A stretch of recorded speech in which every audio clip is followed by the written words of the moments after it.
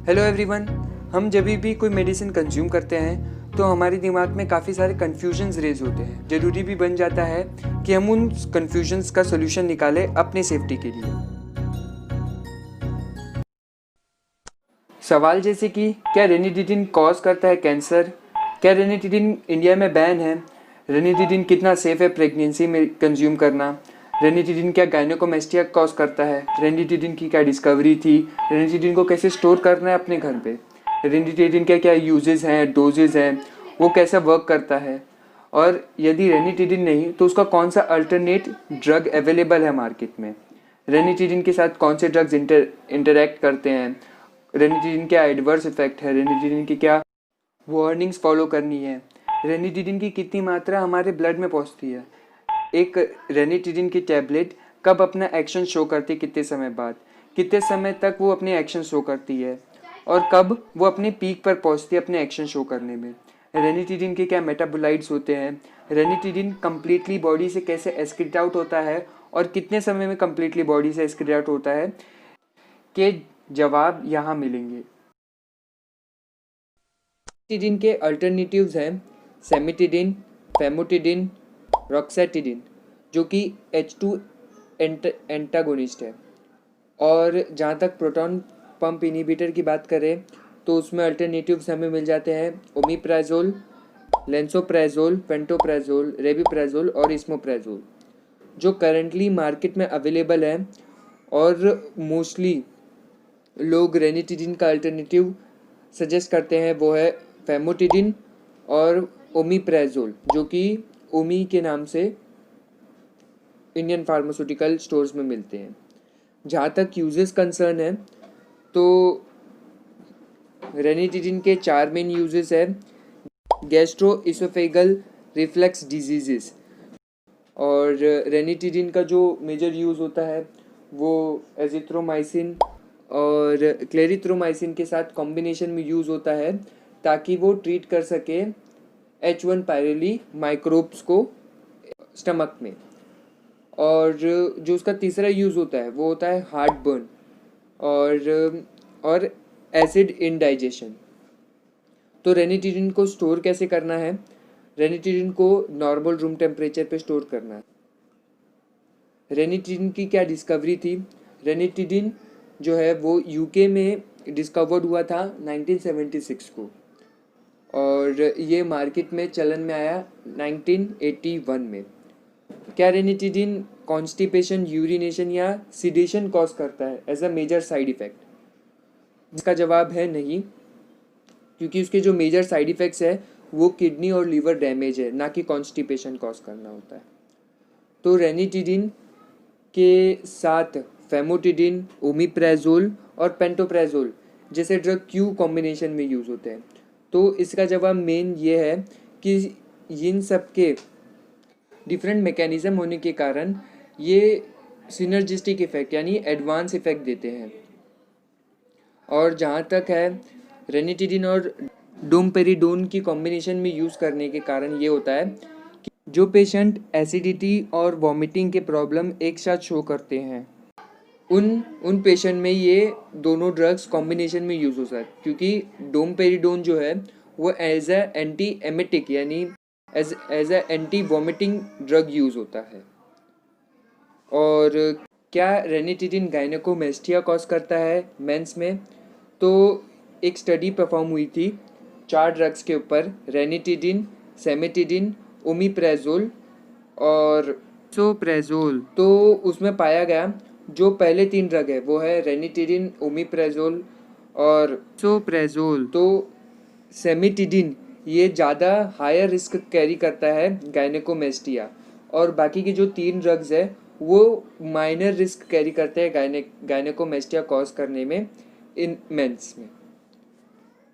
जहाँ तक रेनिटिडिन के बैन की बात करें तो रेनिटिडिन आज से ठीक 1 साल पहले यूएस ने रेनिटिडिन को मार्केट से रिकॉल कर लिया था, क्योंकि उनका कहना था कि रेनिटिडिन के प्रोडक्शन में उनके जो मेडिसिन्स हैं वो NDMA नाम के केमिकल से कंटेमिनेट हो गए हैं।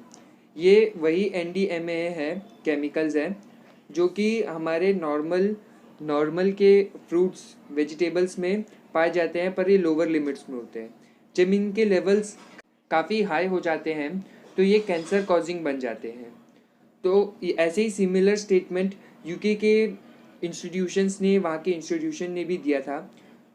उसी को देखते हुए सिमिलर स्टेटमेंट हमारे director controller general of India ने भी किया था। बट आज के सिनेरियो की बात करें हम, तो रेनिटिडिन फ़िलहाल मार्केट में रेडिली अवेलेबल है, क्योंकि हमारे यहाँ पर NDMA के उतने हायर लेवल्स नहीं मिले थे रेनिटिडिन के मेडिसिन में। रेनिटिडिन के डोजेस की बात करें तो रेनिटिडिन इंजेक्शन, सिरप, टैबलेट और कैप्सूल के फॉर्म में अवेलेबल है। इंजेक्शन में वो 25 mg पर ml डोज में अवेलेबल है। सिरप में वो 15 mg पर ml डोज में अवेलेबल है। टैबलेट्स में 75 mg पर टैबलेट, 150 mg पर टैबलेट और 300 mg पर टैबलेट में अवेलेबल है। और जहाँ तक कैप्सूल की बात करें तो 150 mg पर कैप्सूल के डोज में अवेलेबल है और 300 mg पर कैप्सूल डोज में अवेलेबल है। रेनिटिडिन के ब्रांड नेम की बात करें तो वो इंडियन फार्मास्यूटिकल रिटेल शॉप में अवेलेबल है एसीलॉक और रेंटेक के नाम से। रेनिटिडिन के एडवर्स इफेक्ट की बात करें तो वैसे तो WHO के एसेंशियल ड्रग और one of the safest drugs में से रेनिटिडिन इंक्लूड किया हुआ है, फिर भी इसके कुछ साइड इफ़ेक्ट्स हैं जो माइनर लेवल पर देखे जाते हैं। लेस देन 3% केसेस में हेडेक शो होता है as a adverse effect. Less than एकदम माइनर केसेस में एब्डोमिनल पेन, कन्फ्यूजन और कुछ केसेस में डायरिया और नौशिया जैसे सिम्टम्स हमें एज एन एडवर्स इफेक्ट दिखते हैं। रेनिटिडिन की क्लास की बात करें तो रेनिटिडिन एंटी अल्सर ड्रग्स में आता है, जिसमें से वो H2 एंटागोनिस्ट सब क्लास के अंदर फॉल करता है। रेनिटिडिन को कंज्यूम कैसे करना है? रेनिटिडिन को एम्प्टी स्टमक कंज्यूम करना है। कुछ वार्निंग्स है जो रेनिटिडिन के कंजम्पशन के साथ यूज़ करनी है, वो है हाइपर सेंसिटिविटी रिएक्शन। यानी कि अगर आपने पहले इस रेनिटिडिन के टैबलेट को कंज्यूम किया हुआ है और आपके स्किन के ऊपर रैशेज जैसे सिम्टम्स और डिफरेंट पार्ट्स ऑफ बॉडी में सूजन जैसे सिम्टम्स दिख रहे हैं, तो इसे बिल्कुल ही यूज़ नहीं करना है। तो रेनिटिडिन कितना सेफ़ है एक प्रेगनेंसी में यूज़ करना? रेनिटिडिन जो है ब्रेस्ट मिल्क में कुछ अमाउंट में क्रॉस हो जाता है। कोई डॉक्यूमेंट फीटल रिस्क की तरफ इंडिकेट नहीं करते हैं, बट हमें प्रिकॉशन लेना है और इसे प्रेगनेंसी में यूज़ नहीं करना है। Time taken to show effect को हम दो चीज़ों में कैटेगराइज करेंगे, ऑनसेट और ड्यूरेशन में। ऑनसेट यानी कि एक ड्रग कितने समय बाद अपने इफेक्ट शो करना शुरू करता है, तो रेनिटिडिन के केस में वो 1 घंटे बाद अपने इफेक्ट शो करना शुरू करता है। और ड्यूरेशन यानी कि कितने समय तक वो अपने एक्शन को शो करते रहेगा, तो रेनिटिडिन के केस में 4 से 5 घंटे तक रेनिटिडिन जो है अपना एक्शन शो करते रहता है। कितने अमाउंट ऑफ ड्रग हमारे ब्लड में पहुंचती है रेनिटिडिन की? तो अगर हम ओरल रूट से कंज्यूम किए हुए जो कि टैबलेट और कैप्सूल है, तो उनकी जो टोटल क्वांटिटी होती है उसका 50% हमारे ब्लड में एब्जॉर्ब होता है। और अगर हमने उसे IM रूट यानी इंट्रामस्कुलर रूट से लिया हुआ है तो 90% अमाउंट ड्रग का वो ब्लड में एब्जॉर्ब होता है। अब कौन से मेटाबोलाइट्स हैं रेनिटिडिन के जो लीवर से इनएक्टिवेट होने के बाद प्रोड्यूस होते हैं एज अ बाई प्रोडक्ट? वो है रेनिटिडिन N ऑक्साइड डेसमिथाइल रेनिटिडिन और रेनिटिडिन S ऑक्साइड। तो रेनिटिडिन कुछ ड्रग्स के साथ इंटरैक्ट करता है और जिनको हमें अवॉइड करना है रेनिटिडिन के साथ यूज़ करना, वो है एड्जनेवेर, डेसाटिनिब, इरडेफिटिनिब, इरलोटिनिब, itraconazole, ketoconazole, लेस्मेडिटेन, मिसलामाइन, निराटिनिब, पासोपानिब, पेक्सीडटनिब, पोनाटिनिब, राइसड्रोनेट, secretin, टेफनोक्विन।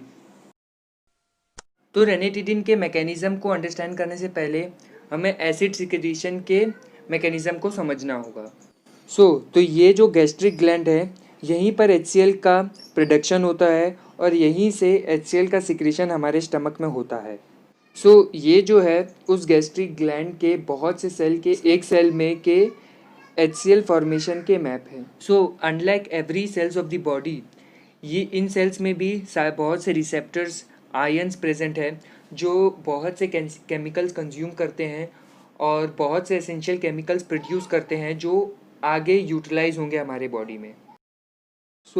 Vagus nerve, जी सेल्स यानी गैस्ट्रिक सेल्स, ECL सेल्स जो प्रेजेंट होते हैं हमारे स्टमक स्ट्रक्चर में, ये सिक्रीट करते हैं एसिटाइल कोलिन, गैस्ट्रिन नाम के हार्मोन और हिस्टामाइन नाम के केमिकल्स को।